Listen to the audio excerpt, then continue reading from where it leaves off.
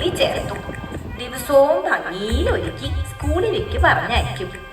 ഉണ്ണി പോണതും നോക്കി ആ അമ്മ സന്തോഷത്തോടെ അങ്ങനെ നിൽക്കും. ഒരു ദിവസം ഭൂതം ഉണ്ണിയെ കണ്ടു. ഹായ്, എന്തൊരു ഭംഗിയുള്ള കുട്ടി!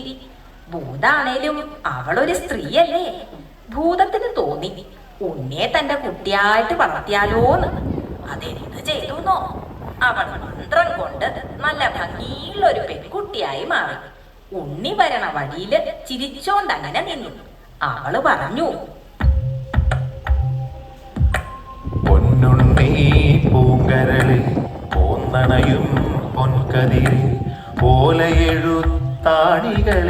കാട്ടിലെറിഞ്ഞിങ്ങണയൂ. കാട്ടിലെറിഞ്ഞണയുകിലോ കലഹിക്കും ഗുരുനാഥൻ പൂത്തമര ചോട്ടിലിരുന്നൊളി നെയ്യും പെൺകൊടിയേ. പൊന്നുണ്ണി പൂങ്കരളി പോന്നണയും പൊൻകതിരെ വണ്ടോടിൻ വടിവിലെഴും നീലക്കല്ലോലകളിൽ മാന്തളിരിൽ തൂവെള്ളി ചെറുമുല്ല പൂമുനയ പൂന്തണലി ചെറുകാറ്റത്തിവിടയിരുന്നെഴുതാലോ ഓലയെഴുത്താണികളെ കാട്ടിലെറിഞ്ഞിങ്ങണയൂ.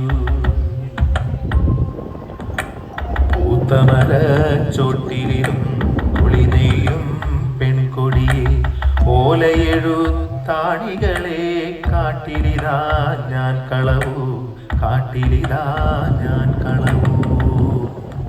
എഴുത്താണി ഇരുമ്പല്ലേ? അതങ്ങട് കളഞ്ഞപ്പോ ഭൂതത്തിന് സന്തോഷായി. സ്കൂളിൽ പോണ്ടല്ലോന്ന് ഓർത്തപ്പോ ഉണ്ണിക്കും സന്തോഷായി. ഭൂതം സ്നേഹത്തോടെ ഉണ്ണിയെ അവളുടെ പാറമടയിലേക്ക് കൂട്ടിക്കൊണ്ടുപോയി. പാവമ്മ ഉണ്ണിയെ കാണാതെ